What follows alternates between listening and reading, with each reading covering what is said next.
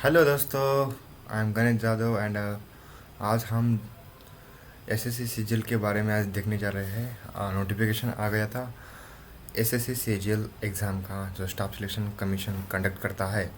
उस एग्ज़ाम का हम आज नोटिफिकेशन देखने वाले हैं। और बहुत सारी जॉब गवर्नमेंट ने निकाली है 2023 में। आज वो एसएससी सीजीएल के बारे में देखेंगे। जो कंबाइंड ग्रेजुएट लेवल एग्ज़ाम होती है, एसएससी कंडक्ट करती है हर साल।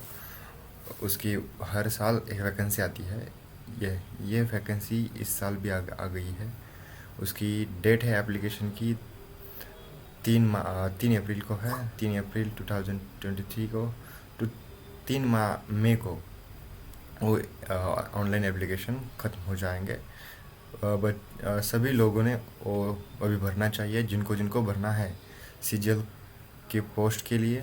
उन लोगों को जल्दी से फॉर्म भरने चाहिए, क्योंकि जब तारीख इसकी एक्सटेंड नहीं होती। पहली बात तो आपको ये फॉर्म फिलअप करके पहले ही जो एग्ज़ाम है लास्ट डेट है उसके पहले ही भरना चाहिए। देखो, इस एग्ज़ाम की स्कीम क्या है पहले देखते हैं। इस एग्ज़ाम में पहले आपको टायर 1 होगा कंप्यूटर बेस्ड एग्ज़ामिनेशन। वो कंप्यूटर बेस्ड एग्ज़ामिनेशन जुलाई में होगा। यहाँ पे दिया है उन्होंने, जुलाई 2023 में होगा। और जो कंप्यूटर बेस्ड एग्ज़ाम है टायर 2 की, मतलब 2 एग्ज़ाम है उसमें, और 2 एग्ज़ाम पास करके आपको जॉब मिल जाएगी। अच्छी खासी जॉब मिल जाएगी। जो जॉब है सेंट्रल गवर्नमेंट के अलग अलग मिनिस्ट्री में होगी वो पोस्ट। तो आपको एक पोस्ट दिखाते हैं कौन सी होती है, और उसका पे स्केल दिखाते हैं। चलो, ये जो पोस्ट है असिस्टेंट ऑडिट ऑफिसर की, वो Indian audit and account department क्या के अंडर होती है। ग्रुप बी की गैजेटेड पोस्ट है। और वो पोस्ट उसका पे लेवल होता है 8 लेवल का होता है। देखो, आपकी सैलरी होगी जो 47,600 से लेकर 1,51,000 तक हो जाएगी। मतलब ये एग्ज़ाम बहुत अच्छी है, आपको जॉब भी अच्छी मिल जाएगी और सेंट्रल गवर्नमेंट की मिल जाएगी। एएसओ की है, ये अकाउंट की 2 पोस्ट होती है। इसके लिए आपको स्पेसिफिक क्वालिफिकेशन होना ज़रूरी है। देखो, एजुकेशन क्वालिफिकेशन में हम बाद में देख लेंगे। अभी पे स्केल है। अभी दूसरी पोस्ट है असिस्टेंट सेक्शन ऑफिसर की। वो अलग अलग मिनिस्टर में, आईबी में, मिनिस्टर ऑफ रेलवे में, minister of external affairs, central secretariat services, minister of electronic and information technology ministry. जो central board of direct taxes है उसमें भी इनकम टैक्स ऑफिसर होते हैं। ग्रुप बी की पोस्ट है ये, सभी ग्रुप बी की पोस्ट है। ये सब असिस्टेंट सेक्शन ऑफिसर और जो इंस्पेक्टर होते हैं और central board of direct tax, income tax में, सब में जो। और आपको मालूम है सीबीआई होती है। सीबीआई में इन सभी इंस्पेक्टर की पोस्ट भी यहाँ से ही आपको रिक्रूट किया जाता है। देखो, ये अलग अलग पोस्ट है। उनका पे स्केल होगा आपका 44,900 टू 1,42,000। इतना आपको पे स्केल रहेगा 7 पे स्केल के अनुसार। देखो, आपको दूसरी पोस्ट हो गया। और पे स्केल 6 की, मतलब 35,400 टू 1,12,000। इतना आपका पे स्केल रहेगा, पेमेंट रहेगा। और assistant section officer in ministries, बहुत सब इंस्पेक्टर है एनआईए में, बहुत अच्छी पोस्ट है। सब इंस्पेक्टर इन नारकोटिक्स कंट्रोल ब्यूरो में, एनसीबी में, ये सब पोस्ट है। ऑडिटर है, और बाद में आती है टैक्स असिस्टेंस। सब इतने जो सारे पोस्ट है आपको ग्रुप बी, ग्रुप सी ये स्टाफ सिलेक्शन कमीशन कंडक्ट कराती है हर साल। जिन लोगों का ग्रेजुएशन ऑलरेडी हुआ है, और या जो लोग अपीयर्ड है, वो भी उसके लिए फॉर्म भर सकते हैं। जो को टोटल जो टेंटेटिव वैकेंसीज है, मतलब अप्रॉक्सीमेटली 7,500 वैकेंसीज उन्होंने निकाल के रखी है। आपको उसमें रिजर्वेशन भी मिलता है अलग अलग कैटेगरी वाइज। गवर्नमेंट के सभी एग्ज़ाम के लिए मिलता है। देखो, पहले आपको आपकी एज कितनी होनी चाहिए, तो 18 to 17 ईयर के बीच में आप होने चाहिए। अलग अलग पोस्ट के लिए उन्होंने एज क्राइटेरिया दिया है, और कैटेगरी वाइज आपको रिलैक्सेशन भी मिल जाएगा अगर आपकी एज ज़्यादा हुई है तो। फॉर्म भरते टाइम आपको वो आ जाएगा कि आप एज रिलैक्सेशन लेना चाहते हैं या नहीं लेना चाहते हैं। आपको ये भी दिया जाता है फॉर्म भरते टाइम। सब आप फॉर्म भर लीजिए, अच्छी पोस्ट है और आप पढ़ाई भी कर लीजिए इस पोस्ट के लिए, बहुत अच्छी है, आपको मौका मिल रहा है इस पोस्ट के तहत। देखो अब हम आगे देखेंगे कि डिज़ायरेबल मतलब क्वालिफिकेशन आपको पोस्ट के लिए क्या रहेगा, ये इन्होंने दिया है इस नोटिफिकेशन में। चलो, असिस्टेंट ऑडिट ऑफिसर जो है उसका पे स्केल बहुत बढ़िया है, वो उनके लिए क्या लगेगा। इसेंशियल क्वालिफिकेशन है bachelor degree from a recognize university और इंस्टीट्यूट। आपको क्वालिफिकेशन क्या होना चाहिए, बैचलर डिग्री, सिर्फ बैचलर डिग्री होनी चाहिए। और उनका डिज़ायरेबल मतलब वो प्रेफरेंस देंगे जो चार्टर्ड अकाउंटेंट है, कॉस्ट और मैनेजमेंट, CMA जिन्होंने कंप्लीट किया है, CS कंपनी सेक्रेटरी किया है और मास्टर इन कॉमर्स और master in business studies MBA किया है, इन लोगों के लिए वो ये प्रेफरेंस देंगे। पहली बात तो जिन लोगों ने ए किया है उनको लिए पहले लेंगे जब हो जाएगा उनका, ठीक है। कोई मतलब उनको एक डिज़ायरेबल कैरेक्टर मतलब क्वालिफिकेशन चाहिए। तो दूसरी पोस्ट है जूनियर असिस्टेंट ऑफिसर की। जूनियर असिस्टेंट ऑफिसर मतलब junior statistical officer, sorry, junior statistical officer. इनके लिए क्या मांगता है, मतलब आपको कौन सी क्वालिफिकेशन चाहिए एजुकेशन के लिए। Bachelor degree in any subject from a recognise institute और university with at least 60% mark in mathematics at 12 standard level. आप 12th की है आपने और आपका सब्जेक्ट मैथमेटिक्स होना चाहिए और उसमें 60% आप मार्क्स कवर करना चाहिए, मतलब आपके मैथमेटिक्स में 60 मार्क्स होने चाहिए, अब वो 60, कम से कम 60। और आपने बैचलर डिग्री कंप्लीट करनी चाहिए, कौन से भी सब्जेक्ट में होनी चाहिए, ठीक है, कोई बात नहीं। ये स्टैटिस्टिक ऑफिसर के लिए ज़रूरत है। और उन्होंने और भी दिया है कि आपका स्टैटिस्टिक सब्जेक्ट आपका ग्रेजुएशन में होना हो तो भी चलेगा, कोई बात नहीं है। मैथमेटिक्स नहीं हो या 12th में, या स्टैटिस्टिक सब्जेक्ट होगा आपका डिग्री करते टाइम, तो आपको ये जूनियर स्टैटिस्टिकल ऑफिसर की जॉब मिल जाएगी। और बाद में आपको वहाँ पर मेंशन किया है फॉर्म में कि जूनियर स्टैटिस्टिकल ऑफिसर के लिए आप एलिजिबल हो क्या, मतलब यस करने का वहाँ पे, जब आप होगे तो यस करने का, नहीं होंगे तो नो करने का, ठीक है। और अभी दूसरी पोस्ट है स्टैटिस्टिकल इन्वेस्टिगेटर ग्रेड सेकंड। इसके लिए आपको क्या लगता है कि आपको स्टैटिस्टिक एज अ सब्जेक्ट आपका होना चाहिए at graduation level. Graduation level में आपका ये सब्जेक्ट होना चाहिए, 6 सेमेस्टर होते हैं ग्रेजुएशन के, उस सभी सेमेस्टर में आपका स्टैटिस्टिक्स एज अ सब्जेक्ट होना चाहिए। बाद में आते हैं दूसरे पोस्ट के लिए research assistant in national human right commission, जो NHRC है, मतलब नेशनल ह्यूमन राइट कमीशन है, उसके लिए जो रिसर्च असिस्टेंट है उसके लिए जो पोस्ट है, उस पोस्ट के लिए आपको डिज़ायरेबल कैरेक्टर क्या चाहिए, बैचलर डिग्री होनी चाहिए किसी भी कौन सी भी शाखा से। और बाद में उनको डिज़ायरेबल मांगता है कि 1 year research experience in recognize university और रिकॉग्नाइज रिसर्च इंस्टीट्यूट, आपका 1 ईयर का एक्सपीरियंस होना चाहिए। और दूसरा डिज़ायरेबल वो मांगता है कि they required that degree in law और human right from recognise university. और बाकी की जो पोस्ट्स है वो bachelor degree from recognise university और इक्विवेलेंट, आपको सिर्फ बैचलर डिग्री ही इम्पोर्टेंट है। उन्होंने मेंशन करके लिखा है, देखो उन्होंने मेंशन करके दिखाया कि आपको जब आप ग्रेजुएशन के लास्ट ईयर में हो, फाइनल ईयर में, तभी आप क्या कर सकते हो, अप्लाई कर सकते हो, कोई बात नहीं। लेकिन आपका क्वालिफिकेशन मतलब आपकी जो पास आउट होना चाहिए वो 1 अगस्त 2023 तक आपका रिज़ल्ट आना चाहिए, तभी आप क्या कर सकते हो, मतलब अप्लाई कर सकते हो। मतलब जो फाइनल ईयर है वो पास होना चाहिए उन लोगों के, फाइनल ईयर के बच्चों को 1 अगस्त के दरमियान आपका रिज़ल्ट आना चाहिए बस। और आप क्या कर सकते हो, उसके लिए अप्लाई कर सकते हो।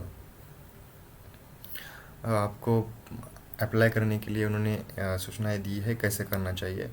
आप ssc.nic.in पर जाकर आप अप्लाई कर सकते हो। आपका पहले तो प्रोफाइल उस पर क्रिएट कीजिए। पहली बात, आप नए हो इस एग्ज़ाम के लिए या इस पोर्टल पे स्टाफ सिलेक्शन कमीशन के, तो आपको पहले प्रोफाइल क्रिएट करना पड़ेगा, बाद में आप वो अप्लाई कर सकते हैं।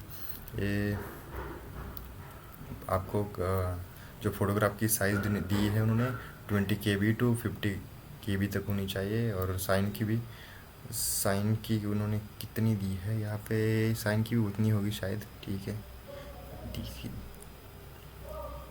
चलो बाद में आते हैं आगे।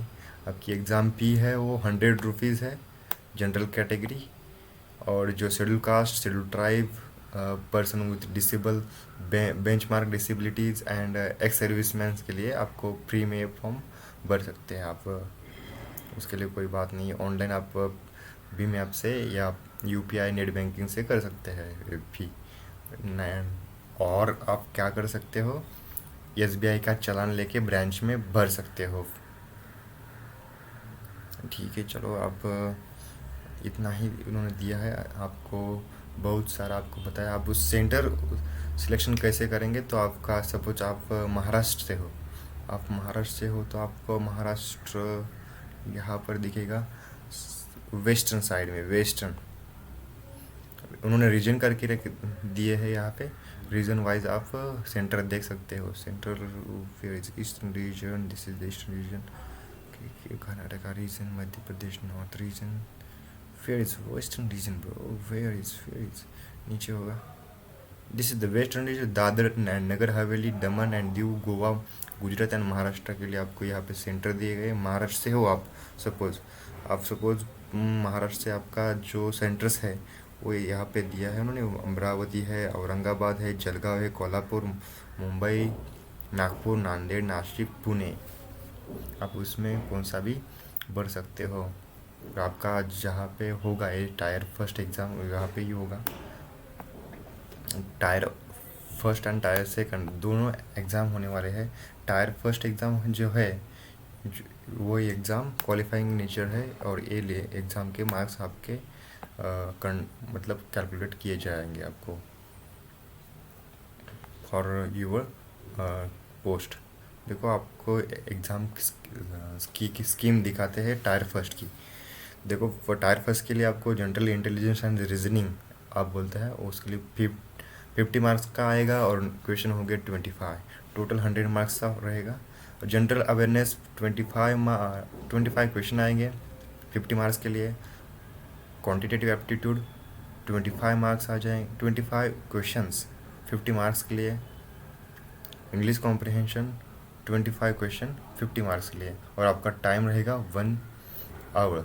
1 आवर में आपको एक एग्ज़ाम कंप्लीट करनी है। 100 क्वेश्चंस आपको 1 आवर में सॉल्व करना है। यही आपको मतलब बहुत बड़ी चुनौती है। ठीक है, चलो आगे बढ़ते हैं। इंग्लिश और हिंदी में एग्ज़ाम हो जाएगी, और नेगेटिव मार्किंग है इसके लिए। नेगेटिव मार्किंग है 0.50, मतलब 1/4 एग्ज़ाम, 1/4 है, 1/4 नेगेटिव सिस्टम है। आप जो महाराष्ट्र से स्टूडेंट आते हैं जो एमपीएससी की पढ़ाई करते हैं, उनको मतलब दिक्कतें हो रही है कि बहुत दिनों से वो पढ़ाई कर रहे हैं और उन्हें वो एग्ज़ाम क्रैक नहीं हो रही है। तो मैं सजेस्ट करूँगा कि ये एग्ज़ाम आप फिल कीजिए, और थोडा बहुत आपने देखो, मैं मराठीमध्ये बोलता हूँ। मुलांचा प्रॉब्लेम काय, जे एम पी एस सीमध्ये करतात बरेच दिवस झालं की मेन्समध्ये सिलेक्शन होत नाही, मेन्समध्ये कमी मार्क्स पडतात। तर त्या विद्यार्थ्यांनी इंग्लिश आणि मराठीचा चांगला अभ्यास, इंग्लिशचा अभ्यास चांगला केला असेल आणि मॅथमॅटिक्स आणि रिजनिंगचा थोडा अभ्यास चांगला असेल, तर तुम्ही ही एक्झामची तयारी करू शकता चांगल्या पद्धतीने। आणि ही सेंट्रल गव्हर्नमेंटची एक्झाम आहे। ज्या पद्धतीने तुम्ही महाराष्ट्र पोलीस वगैरे, महाराष्ट्र PSIची तयारी करत असता, किंवा DYSP, पण ह्यातल्या ज्या पोस्ट आहेत त्यासुद्धा चांगल्या आहेत। तुम्ही याच्यासाठी सुद्धा चांगलं ट्राय करू शकता। जर तुमची इच्छा असेल तर तुम्ही हा फॉर्म भरून घ्या, मतलब भरूनच घ्या, चांगली गोष्ट आहे, तुम्हाला पोस्ट मिळून जाईल। तो चलो दोस्तों, हम आगे बढ़ते हैं। स्कीम देखते हैं आगे की, टायर सेकंड की। तो आपको टायर सेकंड में सेशन 1 रहता है और सेकंड सेशन रहता है। 2 सेशन में पेपर होते हैं। सेशन मतलब मैथमेटिक्स एंड एबिलिटी होती है पहले सेशन में, बाद में रीजनिंग एंड जनरल इंटेलिजेंस रहता है। उसमें एक क्वेश्चन को 3 गुण है। और सेशन सेकंड में आपको रहता है English language and comprehension general awareness. उसके लिए भी आपको एक क्वेश्चन के लिए 33 गुण है, 3 मार्क्स है। और सेशन थर्ड में आपको रहता है कंप्यूटर नॉलेज रहता है। और सेशन 3 में और क्या रहता है, data entry speed test model. मतलब आप जो कैंडिडेट डाटा एंट्री के लिए टास्क उनका रहता है, उनके लिए सिलेक्शन हुआ है, उन लोगों के लिए ये एग्ज़ाम होगी डाटा एंट्री स्पीड टेस्ट की। और स्टैटिस्टिक्स के लिए जिन्होंने प्रेफरेंस दिया है उनके लिए 100 मार्क का स्टैटिस्टिक्स रहेगा। और पेपर 3 में आपको रहता है general studies finance and economics. उसके लिए 100 क्वेश्चंस उसके लिए आ जाएंगे। देखो टायर सेकंड जो है, टायर सेकंड्स के मार्क देखो पहले आप कितने कितने हैं। देखो ये 200 देखो आप, हम नीचे देखते हैं पहली बात तो ये जो जीएसओ मतलब स्टैटिस्टिक है, और जीएसओ के लिए लगेगा, मतलब जूनियर स्टैटिस्टिकल ऑफिसर के लिए ही रहेगा, बाकी के लिए नहीं रहेगा। मतलब जो एग्ज़ाम है ये टायर सेकंड, वो तो बहुत मतलब 2-3 दिन तो लगेंगे उनके लिए, अलग अलग सेशन में अलग अलग दिन हो जाएगी वो एग्ज़ाम। ठीक है, तो हम आगे चलते हैं। ठीक है, इतना ही था उसकी स्कीम। उसका सिलेबस भी उन्होंने दे रखा है इस नोटिफिकेशन में। सिलेबस देखो, tyre 1 general intelligence and reasoning के लिए जो पॉइंट दिए हैं उन्होंने, तो आप यहाँ नोटिफिकेशन में देख सकते हैं क्या क्या रहेगा उसके लिए। और आप ऑफिशियल वेबसाइट पे जाके आप चेक कर सकते हो ये नोटिफिकेशन। और मैं डिस्क्रिप्शन बॉक्स में इसका लिंक दे दूँगा। जनरल अवेयरनेस के लिए क्या क्या आपको करना चाहिए, क्वान्टिटेटिव एप्टीट्यूड के लिए आपको कौन से पॉइंट करने चाहिए, ये सब कुछ उन्होंने दे रखा है। आप इंग्लिश कॉम्प्रहेंशन के लिए आपको क्या करना चाहिए, ये भी उन्होंने कौन से पॉइंट करने चाहिए ये दिया है उन्होंने सब कुछ। और टायर सेकंड में भी जो जो पॉइंट हो जाएंगे पॉइंट, वो सब कुछ उन्होंने डिटेल में दे रखे हैं। आप उनकी पढ़ाई अच्छे से कर सकते हो, आपको कोई भी दिक्कतें नहीं आने वाली है, आपका सिलेक्शन 100% ही हो जाएगा। देखो देखो आ गया सब कुछ। एक बहुत बड़ा सिलेबस है, सिलेबस तो बहुत बड़ा है, लेकिन आपको पोस्ट भी बहुत बड़ी मिलने वाली है। देखो आज बस इतना ही, देखते जरा देखते हैं क्या क्या होता है। और यहाँ पे कुछ नहीं है, इस बाद में आपको कुछ भी नहीं दिया है। बाद में वो आपको सूचनाएं दी है कि आप कैसे को मतलब आप बहुत उनकी जो नॉर्म्स होती है वो उन्होंने दिए हैं। ठीक है, आप ये फॉर्म भर लीजिए, अच्छी बात है इस फॉर्म के लिए भरना। सेंट्रल गवर्नमेंट की पोस्ट मिल जाएगी आपको। और बहुत ही बड़ा ये नोटिफिकेशन था। आपको बहुत मैंने बहुत कम टाइम में आपको बता दिया है कि आप कैसे भर सकते हो, आपका क्वालिफिकेशन क्या होना चाहिए, और आपको पोस्ट कौन सी मिल जाएगी आप इस एग्ज़ाम को क्लियर करके। तो आप इस तारीख से पहले आप भर लीजिए फॉर्म। और आप ठीक है, चलो हम यहाँ पे रुकते हैं। बाय बाय, बाद में मिलेंगे हम।